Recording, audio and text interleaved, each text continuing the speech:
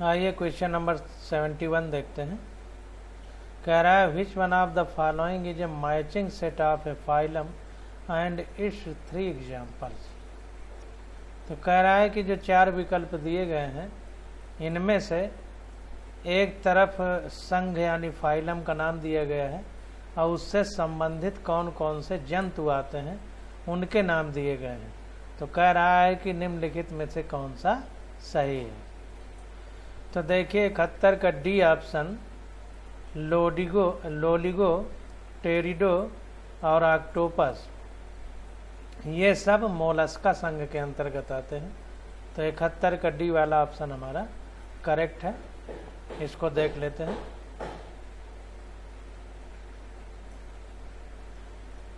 तो देखिए कह रहा है कि Mollusca include those animals which have soft body.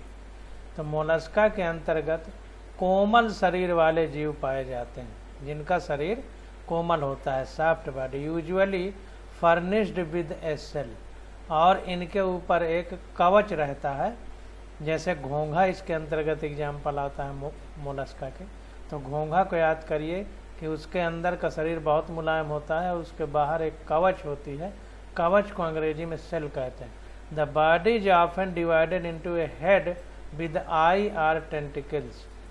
कह रहा है कि जो शरीर होता है उसमें डिवीजन होता है। तो एक सिर होता है और उसमें आंखें पाई जाती हैं, आइज, या उन्हीं को टेंटिकल कहते हैं।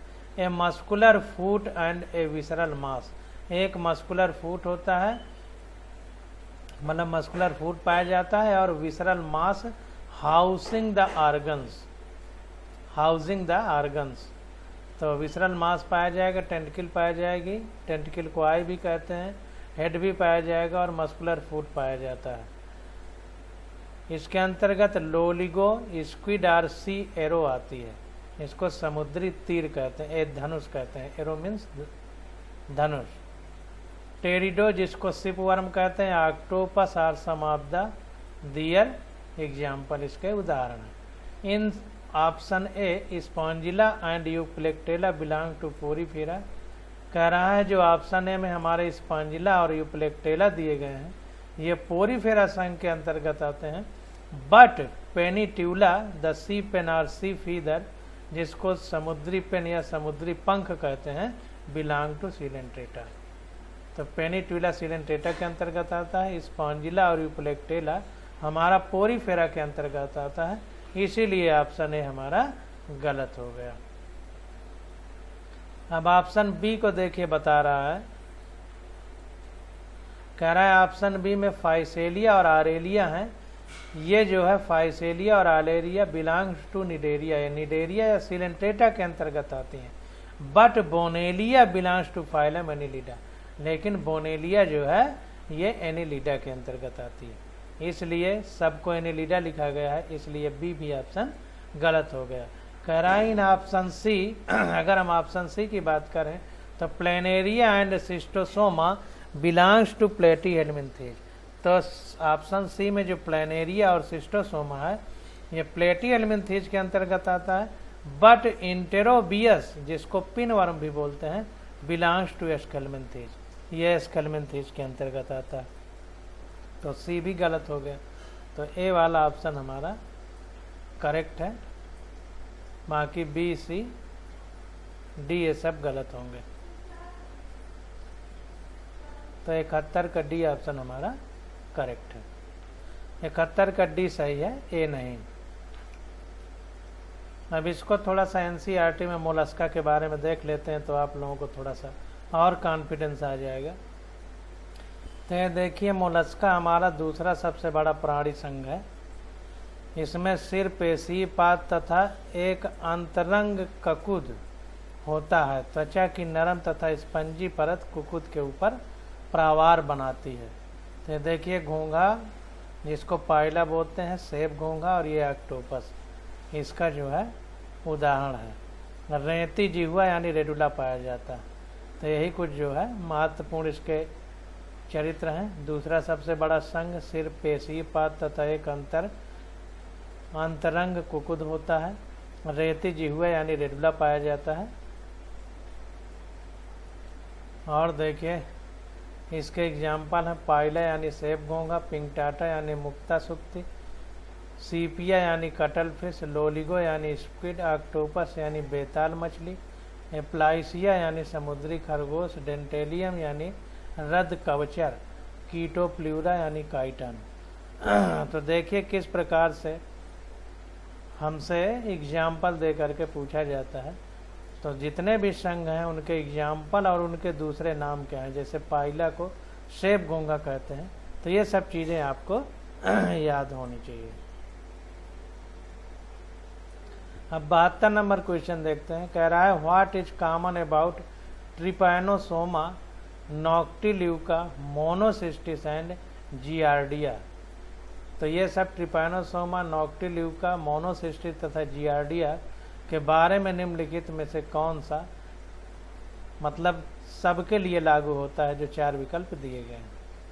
तो देखिए 72 का बी ऑप्शन हमारा करेक्ट है। These are all unicellular protist. ये एक कोशिकीय हैं और प्रोटिस्टा के अंतर्गत आते हैं। इसके पहले वाले चैप्टर का एक क्वेश्चन है, तो उसमें हमने आपसे बताया था, वहाँ पढ़ाई की थी हमने प्रोटिस्टा, एल्गी, फंजाई। प्रोटिस्टा के बाद मोनेरा था, फिर एल्गी, फंजाई, टेडो, जिम्नो, एंजियो, ब्रायोफाइटा, ये सब के बारे में पढ़ाई की थी। तो वहीं का एक क्वेश्चन है ट्रिपैनोसोमा नॉक्टिल्यूका, मोनोसिस्टिस और जियार्डिया, ये सब यूनिसेल्यूलर प्रोटिस्ट हैं, यानी एक कोश की हैं और प्रोटिस्टा के अंतर्गत आते हैं। तो देखिए 72 का बी ऑप्शन करेक्ट है। कह रहा protista is the kingdom of unicellular eukaryote. तो इसके पहले जो हमने चैप्टर पढ़ा है उसमें बहुत अच्छे से हम लोग इन सब चीज़ों के बारे में पढ़े हैं और बड़ा डिटेल में बताया गया था। तो इसको अंडरलाइन कर लीजिए कि प्रोटिस्टा है, किंगडम है जिसमें यूनिसेल्यूलर यानी एक कोश की यूकैरियोट आते हैं। ध्यान दीजिए यूकैरियोट, प्रोकैरियोट और यूकैरियोट के बारे में हमने डिटेल से बताया था। यूकैरियोट का मतलब है कि उस कोशिका यानी सेल के अंदर cell bounded membrane bounded organelles होते हैं, यानी जितने भी अंग होंगे उसके अंतर्गत तो वो सब झिल्ली के अंदर बंद होंगे। जैसे माइटोकॉन्ड्रिया पाया जाएगा, क्लोरोप्लास्ट पाया जाएगा, ये सब मोनेरा में नहीं पाए जाएंगे। वो भी यूनिसेलुलर होते हैं लेकिन वो प्रोकैरियोट होते हैं, इसको ध्यान देना। तो कह रहा है the protist include heterotrophs, autotrophs and some organism that can vary their nutrition mode depending upon environmental condition. तो कह रहा है कि जो प्रोटिस्टा होते हैं उनके अंतर्गत हमारे हेट्रोट्रोप्स आते हैं। हेट्रोट्रोप्स का मतलब विषम भोजी, डिफरेंट प्रकार से खाद्य पदार्थ से खाना खा सकते हैं। जैसे मृत भोजी भी होते हैं, परजीवी भी होते हैं। हेट्रो मीन्स डिफरेंट होता है, तो डिफरेंट तरीके से अपने खाना खाने के रास्ते निकाल लेते हैं। ऑटोट्रोप्स जो अपना भोजन स्वयं बना लेते हैं, जैसे उनमें इसका मतलब उनमें क्लोरोफिल पाया जाएगा, हरित लवक जिसको हिंदी में कहते हैं वो पाया जाएगा, और उसके माध्यम से सूर्य के प्रकाश में प्रकाश संश्लेषण करके यानी फोटोसिंथेसिस करके अपना खाना स्वयं बनाएंगे। तो some organism that can vary their nutrition mode, इनके जो है पोषण के जो तरीके हैं वो सब में डिफरेंट प्रकार से वायरी यानी चेंज होते रहते हैं इन्वायरमेंटल कंडीशन यानी वातावरण की परिस्थिति के आधार पर। प्रोटिस्ट आकर इन फ्रेश वाटर, जो प्रोटिस्ट हैं यानी प्रोटिस्टा के अंतर्गत आने वाले जो जंतु हैं ये स्वच्छ जल में पाए जाते हैं, नमकीन पानी में भी पाए जाते हैं, मिट्टी में भी पाए जाते हैं और सिम्बियोंट भी होते हैं, यानी दूसरे के साथ सहजीवन के रूप में पाए जाते हैं। जैसा हमने लाइकेन पढ़ा था, लाइकेन में क्या होता है, एल्गी और फंजाई का सहजीवन होता है, तो उस प्रकार भी पाए जाते हैं विद इन अदर ऑर्गेनिज्म यानी दूसरे जीवों के साथ। Trypanosoma Noctiluca, Monocystis and Giardia are all unicellular protist, ये सब एक कोश की प्रोटिस्ट हैं। तो 72 का बी ऑप्शन हमारा करेक्ट हो जाएगा। अब 73 नंबर क्वेश्चन देखते हैं। कह रहा है in contrast to Annelida the platyhelminth these show, यानी एनीलिडा के कंट्रास्ट मतलब विरोध यानी इसके विपरीत प्लेटिहेल्मिन्थीज में क्या पाया जाता है। तो एनीलिडा से हमारी सिलोम की शुरुआत हुई, सीलोम की शुरुआत हुई तो एनिलिडा में प्रगुहा पाई जाएगी, और एनिलिडा से पहले प्लेटिहेलमिन्थेज है तो एब्सेंस ऑफ बॉडी कैविटी, यानी इसमें बॉडी कैविटी यानी सीलोम नहीं पाई जाएगी। यही इसका आंसर है 73 का ए।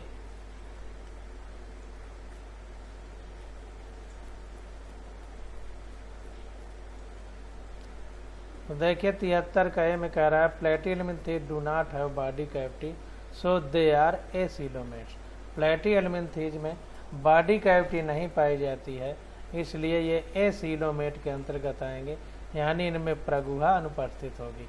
इन एनिलिडा, अगर एनिलिड की बात करें तो the body cavity is true and schizocoelous. इनमें बॉडी कैविटी क्या होती है? सत्य होती है, और साइजोसील इस बॉडी कैविटी का नाम है, जैसा इसके ऊपर जो क्वेश्चन थे उनमें हमने पढ़ा था। Both Annelida and Platyhelminthes are bilateral symmetry. Annelida और प्लेटिहेलमिन्थेज दोनों में द्विपार्श्व सममित यानी बायलैटरल सिमेट्री पाई जाती है, लेकिन प्लेटिहेलमिन्थेज में सीलोम गुहा नहीं पाई जाएगी, यानी प्रगुहा अनुपस्थित होगी, इसलिए इसको एसीलोमेट बोलता है। ए मतलब एब्सेंट। 74 नंबर क्वेश्चन देखते हैं।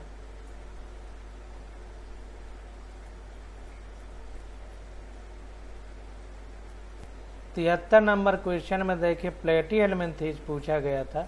ये एनसीईआरटी की अंग्रेजी वाली बुक है। देखिए सीलोम, प्लेटिहेलमिन्थेज एब्सेंट, सिमेट्री देखिए बायलैटरल यानी द्विपार्श्व सममित पाई जाती है, सीलोम एब्सेंट है, तो इसको ध्यान देना है।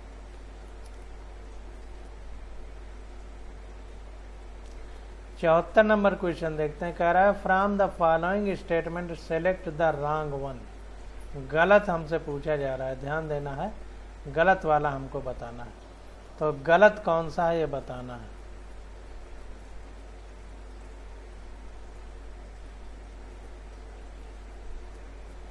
तो इसमें देखिए पहला ही गलत है, prawn has 2 pair of antennae जो लिखा है ये गलत है।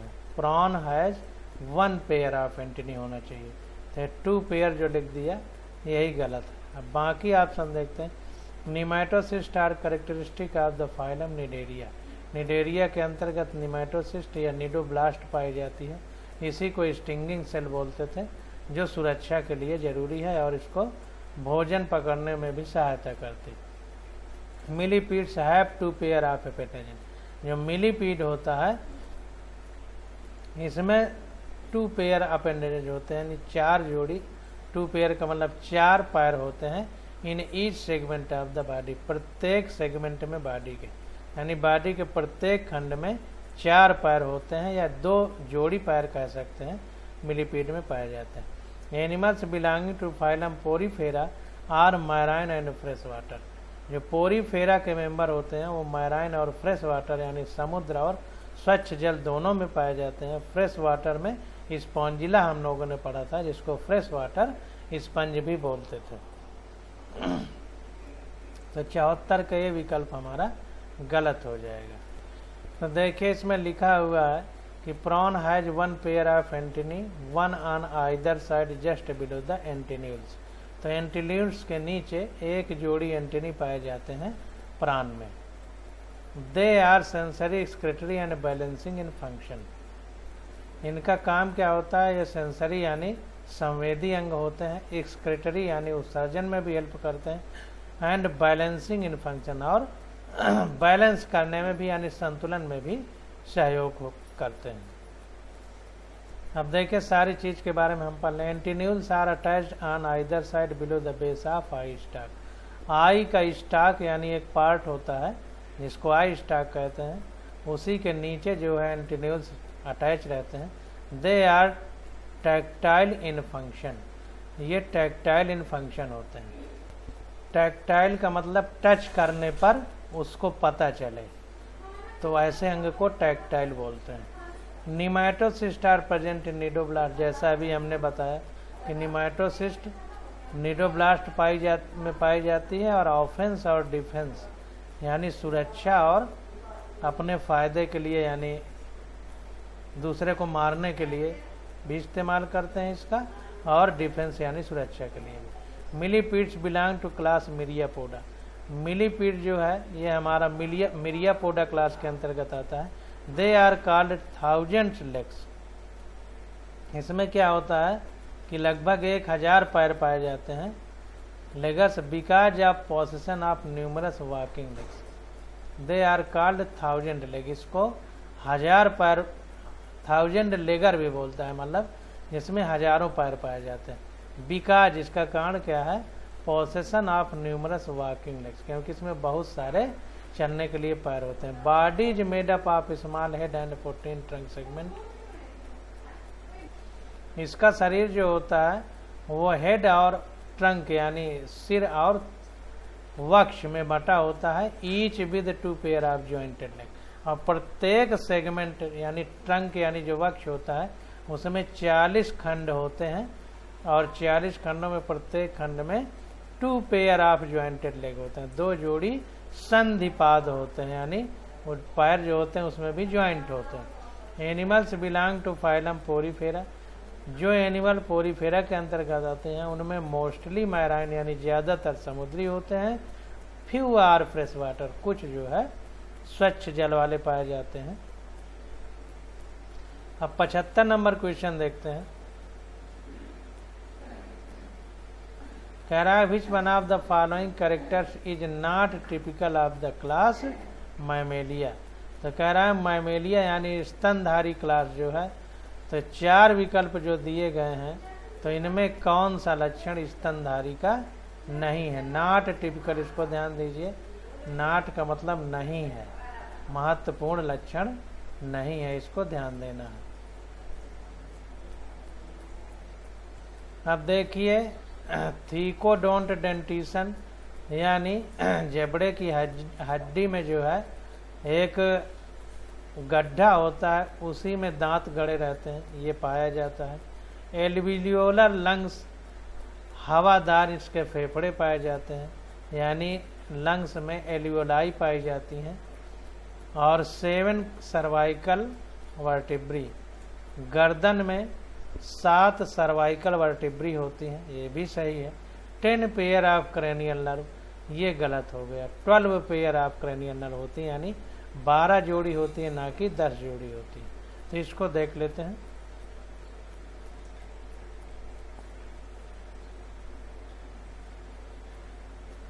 तो 75 का सी देखिए गलत है। कह रहा है mammals have 12 pair of cranial nerve, 12 जोड़ी क्रेनियल नर्व होती हैं। 10 pair of cranial nerve are present in fish and amphibian. जो 10 पेयर क्रेनियल नर्व होती हैं वो किस में पाई जाती हैं, मछलियों में और उभयचर में यानी एम्फीबियन में, जैसे मेढक हो गया, इनमें 10 पेयर होती हैं। Reptile and bird also have 12 pair of cranial nerve. जो हमारे सरीसृप और पक्षी हैं उनमें भी 12 जोड़ी क्रेनियल नर्व पाई जाती हैं। तो 75 का सी विकल्प हमारा गलत हो जाएगा, और गलत ही हमसे पूछ रहा है, इसलिए 75 का सी वाला सही हो जाएगा।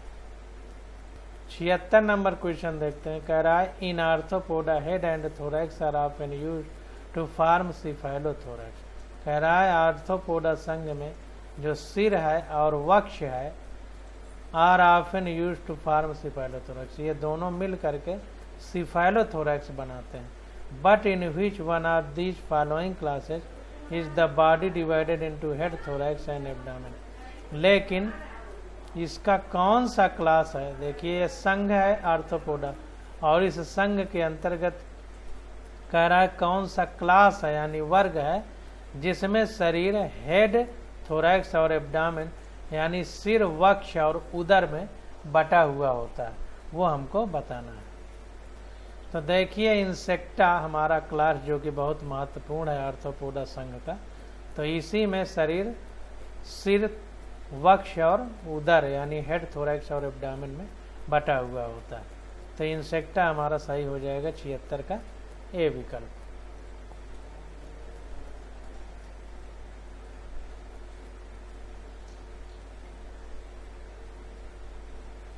तो देखिए यहाँ पढ़ते हैं body in arthropoda is segmented. जो आर्थ्रोपोडा संघ का शरीर होता है वो खंडों में बटा होता है। Segments are grouped into 3 forms. जो ये खंड होते हैं ये 3 प्रकार के ग्रुप में बटे होते हैं। पहला है हमारा हेड, थोरैक्स और एब्डामेन, यानी सिर, वक्ष और उदर। When head and thorax are fused them they are referred to as cephalothorax. जब सिर और वक्ष आपस में मिल जाते हैं तो इनको मिला करके बोलते हैं सिफेलोथोरैक्स। सिफेलो मीन्स ब्रेन से मतलब है, थोरैक्स मतलब वक्ष। जैसे हमारा सिर जो है ये हेड है, और सीना जहाँ पर फेफड़े हैं ये हमारा थोरैक्स है, जो पेट जहाँ पर खाना जाता है वो एब्डामेन है। Class Insecta of phylum Arthropoda have body divided into head, thorax and abdomen. तो जो आर्थ्रोपोडा का इंसेक्टा क्लास है इसमें शरीर हेड, थोरैक्स और एब्डामेन में बटा होता है। तो 76 का ये विकल्प हमारा सही हो जाएगा, इंसेक्टा। 77 नंबर क्वेश्चन देखते हैं। 77 नंबर क्वेश्चन में देखिए, कह रहा है presence of gills in the tadpole of frog indicate that. Tadpole का जो मेढक है, फ्रॉग मीन्स मेढक, इसके लार्वा का नाम है यानी इसके बच्चे का नाम है टैडपोल। और टैडपोल में गिल्स पाए जाते हैं। जैसे हम लोगों में फेफड़े होते हैं वैसे इनमें गिल पाए जाते हैं। तो ये कह रहा है कि गिल का पाया जाना, और इसके बाद जब टैडपोल बड़ा हो जाता है और फ्रॉग बन जाता है तो इसमें फेफड़े हो जाते हैं। तो कह रहा है कि इसके बच्चे में गिल का पाया जाना क्या दर्शाता है। तो जाहिर सी बात है कि अगर इसके बच्चे में गिल पाए जा रहे हैं तो गिल का पाया जाना ये दर्शाता है कि इसके जो पूर्वज रहे होंगे मेढक के उनमें गिल पाया जाता होगा, क्योंकि डार्विन ने बताया था कि जो हमारे अंदर लक्षण हैं तो जो हमारे पूर्वज हैं उनमें भी कुछ लक्षण होंगे, चाहे वो जब बच्चा पेट में रहे तब दिखें या बच्चा पैदा होने के बाद दिखें। तो ये सब चीज़ें ध्यान रखना। तो 77 का डी विकल्प हमारा सही होगा, frog evolve from gills ancestor, यानी फ्रॉग ऊन जो है अपने पूर्वजों से बना है। एंसेस्टर मीन्स पूर्वज, जिनमें गिल पाए जाते थे। तो 77 का डी विकल्प हमारा करेक्ट हो जाएगा। तो 77 का डी देखते हैं। It is universally accepted that amphibian यानी frog have originated from fishes. तो कह रहा है कि ये अकाट सत्य है, यानी पूरी तरह से सत्य है कि जो एम्फीबियन है यानी हमारे उभयचर हैं जिसमें फ्रॉग आता है, इनकी उत्पत्ति फिशेज यानी मछलियों से हुई है। Resemble of Amphibia to fish is seen in most system of the body. बहुत सारे ऐसे लक्षण हैं एम्फीबिया यानी उभयचरों में जो फिश यानी मछलियों में देखे गए हैं। बोथ आर कोल्ड ब्लडेड, जैसा कि दोनों को देखा जाए तो दोनों ठंडे खून वाले हैं यानी पोइकिलोथर्मिक हैं। फिश रेस्पायर बाई गिल्स, मछलियां गिल के द्वारा सांस लेती हैं। And also tadpole of frog respire with Gill, और जो टैडपोल लार्वा है मेढक का वो भी गिल के द्वारा सांस लेता है। To prevent desiccation in air both usually lay egg in water, और एक सबसे बड़ी समानता ये है कि to prevent desiccation in air, desiccation का मतलब पूर्ण निर्जलीकरण, यानी ये हवा में रह कर के या सूखी मिट्टी में रह कर के पूरी तरह बिना पानी के नहीं रह पाते। Both usually lay egg in water, दोनों चाहे फ्रॉग हो चाहे फिश हो दोनों अंडे जो है पानी में ही देती हैं। तो ये समानता पाई जाती है। तो 77 का डी ऑप्शन हमारा करेक्ट हो जाएगा। अब 78 नंबर क्वेश्चन देखते हैं। कह रहा है one of these following is a very unique feature of the mammalian body. कह रहा है कि जो स्तनधारी हैं उनके शरीर का सबसे यूनिक यानी अद्वितीय लक्षण कौन सा है जो दूसरे में नहीं पाया जाता। तो प्रेजेंस ऑफ डायाफ्राम। डायाफ्राम क्या जो अंग होता है ये वक्ष और उदर के बीच एक पट्टी जैसी संरचना होती है जो वक्ष यानी थोरैक्स को एब्डामेन यानी पेट से या उदर को वक्ष से अलग करता है। उसके बीच में एक प्लेट होती है, उसी को डायाफ्राम कहते हैं। और मैमेलियन यानी स्तनधारी का ये यूनिक लक्षण है, केवल स्तनधारियों में डायाफ्राम पाया जाता है और दुनिया के किसी भी प्राणियों में नहीं पाया जाता है। तो 78 का भी ऑप्शन हमारा करेक्ट हो जाएगा।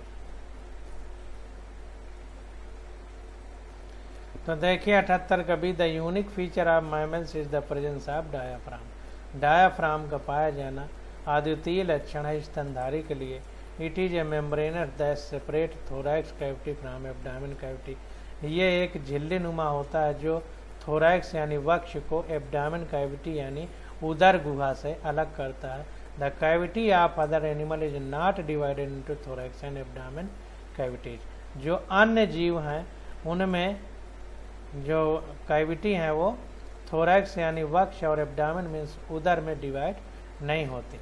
होमियोथर्मी 4 चैम्बर्ड हार्ट एंड रिब यानी समतापिता यानी पूरे शरीर का तापमान समान रहना, हृदय में 4 चैम्बर होना और रिब केज यानी पसलियों का पिंजड़ा are the characteristic of mammal as well as some other animal. ये सब स्तनधारी के साथ साथ अन्य जीवों के भी लक्षण हैं, लेकिन जो डायाफ्राम का पाया जाना है ये केवल स्तनधारी में होता है, अन्य जीवों में ये लक्षण नहीं पाया जाता है। 79 नंबर क्वेश्चन देखते हैं। कह रहा है Sycon belongs to a group of animals which are best described as. कह रहा है Sycon belongs to a group of animal which are best described. तो कह रहा है साइकॉन किस ग्रुप से बिलोंग करता है जिससे इसकी अच्छे से व्याख्या की जा सकती है। तो देखिए साइकॉन जो होता है हमारा वो पोरीफेरा के अंतर्गत आता है। पोरीफेरा में क्या होता है कि ऊतक स्तर का शरीर संगठन पाया जाता है यानी tissue grade of body organisation, और इसमें बहुत सारी कोशिकाएं होती हैं यानी मल्टी सेल्यूलर होता है। तो 79 का बी ऑप्शन हमारा करेक्ट हो जाएगा, multicellular with any tissue organisation. Multicellular tissue नहीं, ऊतक स्तर का नहीं, कोशिका स्तर का अंग संगठन होता है। गलत ये बात, टिश्यू स्तर का पाया जाता है सीलेंट्रेटा में जिसमें हाइड्रा आता है। पोरीफेरा में कोशिकीय स्तर का अंग शरीर संगठन पाया जाता है। तो टिश्यू ग्रेड ऑर्गेनाइजेशन नहीं होता, विदाउट एनी, देखिए विदाउट लिखा है, इसलिए 79 का बी वाला ऑप्शन हमारा करेक्ट हो जाएगा।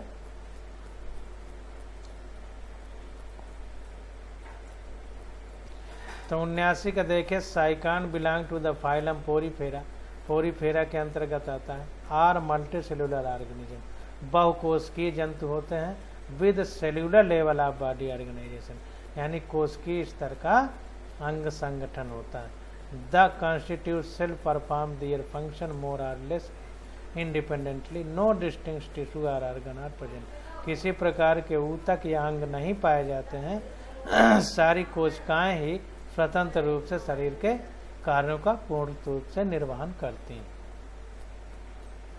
देखिए एनसीईआरटी का ये जो टेबल है इसी से सारे क्वेश्चन आ रहे हैं। पोरीफेरा में लेवल ऑफ ऑर्गेनाइजेशन क्या है, cellular level of body organisation होता है, तो यहीं से क्वेश्चन पूछा गया है। ये देखिए एनसीईआरटी बुक पोरीफेरा दिया गया है।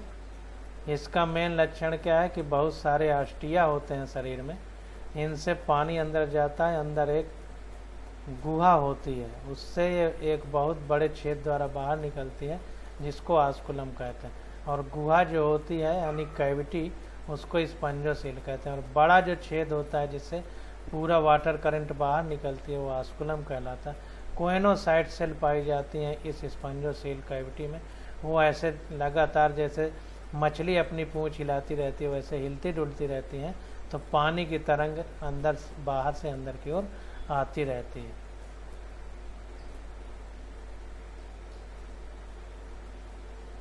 ये देखिए ए नंबर पर साइकॉन जो है, ये साइकॉन एग्जाम्पल दिया गया है, तो यहीं से एनसीईआरटी से ये क्वेश्चन पूछा गया है। अगला क्वेश्चन देखते हैं 80 नंबर।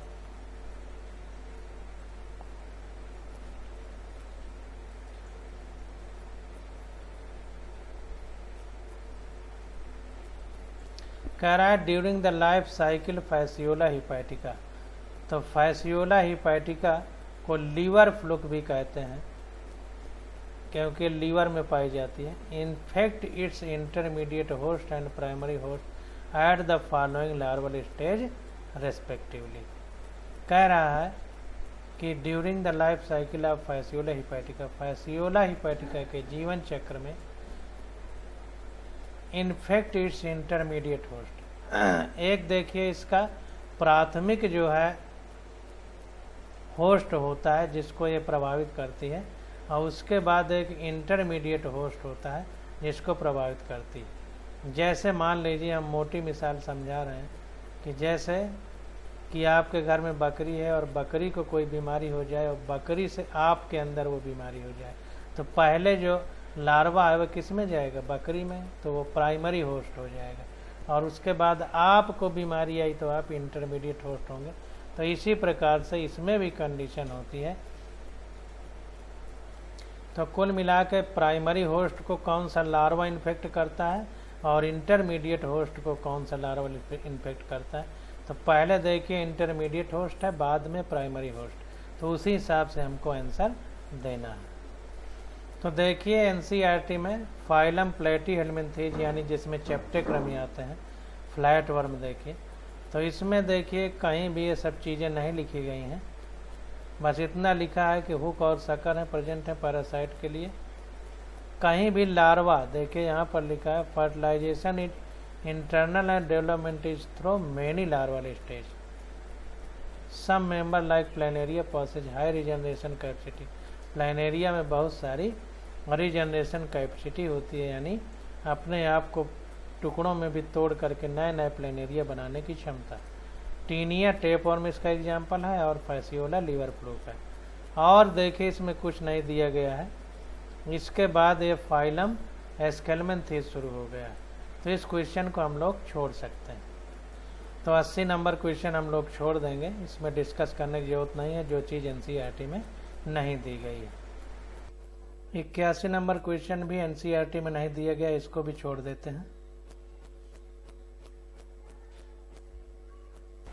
82 नंबर क्वेश्चन भी एनसीईआरटी में नहीं है, इसको भी छोड़ देते हैं।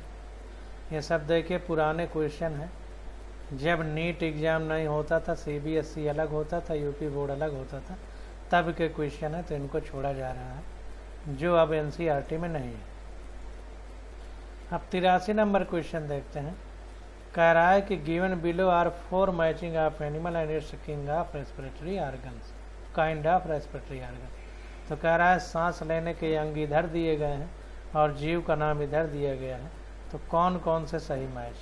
तो सिल्वर फिश एक इंसेक्ट के अंतर्गत आती है जो आर्थ्रोपोडा संघ में है।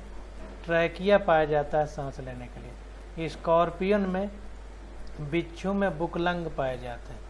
सी स्क्वर्ट में फेरेंजियल स्लिस्ट पाई जाती हैं। डॉल्फिन में कह रहा है स्किन, तो ये गलत है, तो इसलिए ABC 3 सही है, चौथा गलत है, इसलिए बी ऑप्शन हमारा करेक्ट हो जाएगा। इसको देख लेते हैं। 83 का देखिए बी सही है। Silver fish is an insect in which respiration occurs by trachea. जो सिल्वर फिश है, ट्रैकिया के द्वारा इसमें सांस लेने की प्रक्रिया पूर्ण होती है। These communicate with the exterior by paired aperture called sparkles. और किसी चीज़ से मतलब नहीं, केवल सिल्वर फिश ट्रैकिया द्वारा सांस लेता है बस। स्कॉर्पियन में 4 पेयर बुकलंग्स पाए जाते हैं, इनसे सांस लेता है। सी स्क्वर्ट समुद्री गिलहरी जिसको कहेंगे, तो समुद्र में पाई जाएगी, पानी में तो जाहिर सी बात है कि फेरेंजियल स्लिट्स पाई जाती हैं सांस लेने के लिए। डॉल्फिन जो होती है, डॉल्फिन में सांस लेने के लिए लंग पाए जाते हैं, फेफड़े, उसमें दिया था स्किन, इसलिए ये गलत हो गया। तो 83 का बी ऑप्शन हमारा करेक्ट हो जाएगा। 84 नंबर क्वेश्चन देखते हैं। कह रहा है in which of the following animals nerve cell is present but brain is absent. NCERT में क्वेश्चन नहीं है, इसको छोड़ देते हैं, आगे देखते हैं।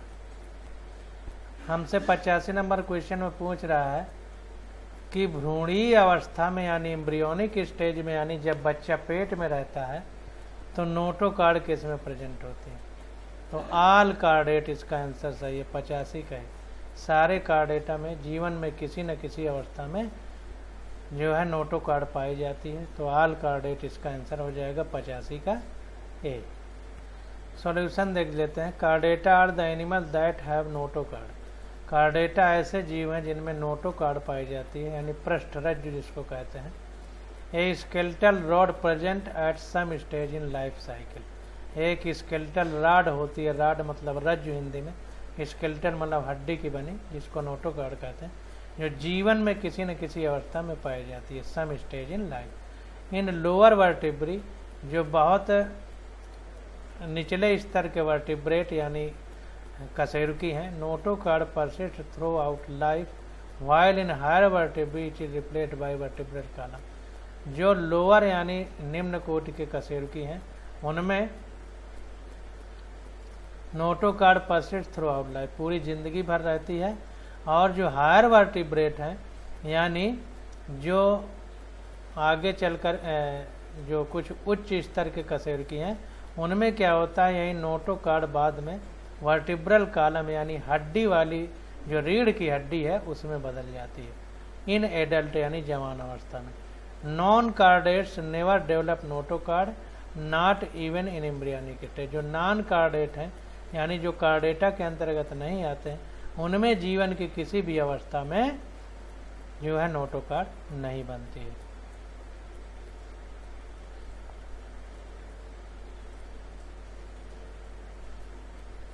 छियासी नंबर एनसीईआरटी में नहीं दिया गया है इसलिए इसको छोड़ देते हैं। 87 नंबर एनसीईआरटी में नहीं दिया है, छोड़ देते हैं।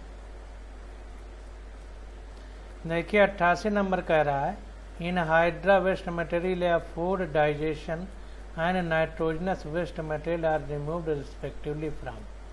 तो थोड़ा सा समझने की बात है, कह रहा है हाइड्रा में जो वेस्ट मटेरियल है यानी खराब पदार्थ है जो फूड डाइजेशन के बाद बचता है, और उस खराब पदार्थ में नाइट्रोजनस वेस्ट की बात कर रहा है। Material are removed respectively from, कहाँ से रिमूव होता है? तो मुंह से तो खाना खाता है, और जो इजाकुलेशन होता है यानी ठोस खाना जो पचने के बाद बच जाता है वो भी मुंह से निकालता है, क्योंकि इसमें एनस नहीं होता है। लेकिन नाइट्रोजनस वेस्ट जो होता है ये लिक्विड फॉर्म में होता है यानी तरल पदार्थ के रूप में होता है। तो ये हमारा शरीर की जो बाहरी त्वचा है यानी बॉडी वॉल है उससे पानी में अपने आप चला जाता है, या हाइड्रा उसको रिमूव कर देता है। जैसे हम लोगों के लिए पेशाब के लिए अलग अंग है और स्टूल पास होने वाली अलग अंग है, तो इसी तरह से माउथ से तो ये in hydra waste material of food digestion, तो फूड डाइजेशन के बाद जो वेस्ट मटेरियल खराब पदार्थ बचता है एंड नाइट्रोजनस वेस्ट, तो खराब पदार्थ जो बिन खाना पचने के बाद बचता है वो तो मुंह से वापस निकाल देता है, और जो नाइट्रोजनस वेस्ट है उसको बॉडी वाल से बाहर निकालता है, शरीर की बाहरी त्वचा से। तो 88 का सी ऑप्शन हमारा करेक्ट हो जाएगा।